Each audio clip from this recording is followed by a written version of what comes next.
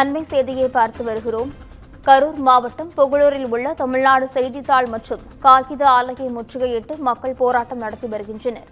ஆலை கழிவுநீரால் பாதிக்கப்படுவதாக குற்றம் சாட்டி கிராம மக்கள் முற்றுகை போராட்டத்தில் ஈடுபட்டு வருகின்றனர். இதனை அண்மை செய்தியாக பார்க்கிறோம். ஆலையின் பின்பக்க நுழைவு வாயிலை முற்றுகையிட்டு பொதுமக்கள் ஆர்ப்பாட்டத்தில் ஈடுபட்டு வருகின்றனர். கரூர் மாவட்டம் புகழூரில் உள்ள தமிழ்நாடு செய்தித்தாள் மற்றும் காகித ஆலையை முற்றுகையிட்டு கிராம மக்கள் போராட்டத்தில் ஈடுபட்டு வருகின்றனர். ஆலையின் பின்பக்க நுழைவு வாயிலை முற்றுகையிட்டு பொதுமக்கள் ஆர்ப்பாட்டத்தில் ஈடுபட்டு வருகின்றனர்.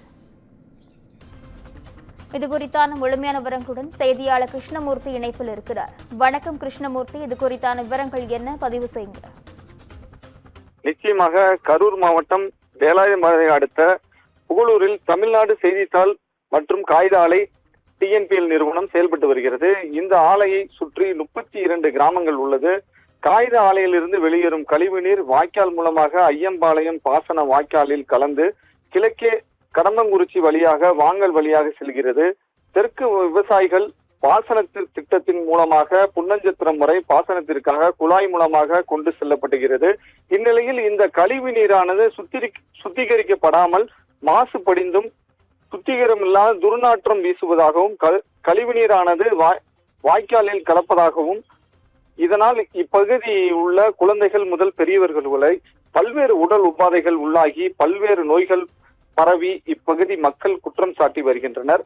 மேலும் கிராமங்களில் விவசாயம் முற்றிலும் பாதிக்கப்பட்டு விவசாயத்தை நம்பி உள்ள கூலி தொழிலாளர்கள் விவசாயிகள் பலர் தங்களின் விவசாயிகளை இழந்து வருமானம் இழந்து பாதிக்கப்பட்டுள்ளனர்.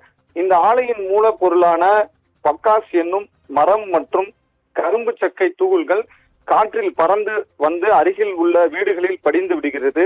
ஆடு மாடு கோழி உள்ளிட்ட விலங்குகள் நோய்களால் பாதிக்கப்படுகிறது. இது தொடர்பாக அப்பகுதி பொதுமக்கள் ஆலை நிர்வாகத்திடம் பலமுறை முறையிட்டு சென்றாலும் நிர்வாகத்தினர் கண்டுகொள்ளாமல் புறக்கணித்து வருவதாகவும் குற்றம் சாட்டி வருகின்றனர். மேலும் உரிய நடவடிக்கை எடுக்காவிட்டால் வரும் திங்கட்கிழமை அன்று மாவட்ட ஆட்சியர் அலுவலகம் சென்று டிஎன்பிஎல் கழிவுநீருடன் போராட்டத்தில் ஈடுபடுவோம் எனவும் இது தொடர்பாக மதுரை உயர்நீதிமன்றத்தில் டிஎன்பிஎல் நிர்வாகத்தை கண்டித்து வழக்கு தொடரப்படும் எனவும் இந்நிலையில் இன்று பாதிக்கப்பட்டுள்ள பொதுமக்கள் ஆலையின் பின்புறம் உள்ள கேட்டில் வாசலில் நின்று தங்கள் நியாயத்தை கேட்க வந்தனர். ஆனால் அதிகாரிகள் யாரும் வராததால் அப்பகுதியை முற்றுகையிட்டு காத்திருந்தனர். சுமார் 2 மணி நேரத்திற்கு மேலாக அங்கு வந்து மாசு கட்டுப்பாட்டு அதிகாரிகள் வந்தனர். இந்நிலையில் தமிழ்நாடு செய்தித்தாள் காகித ஆலை நிர்வாகத்தினர் உள்ளிட்டோர் பாதிக்கப்பட்ட இடங்களை பொதுமக்கள் குற்றம் சாட்டும் இடங்களை ஆய்வு செய்ததுடன் இதனை விரைவில் செய்து தருவதாக வாக்குறுதி அளித்ததன் பேரில் அனைவரும் கலைந்து சென்றனர். இதனால் சுமார் 3 மணி நேரத்திற்கு மேலாக பரபரப்பு ஏற்பட்டது.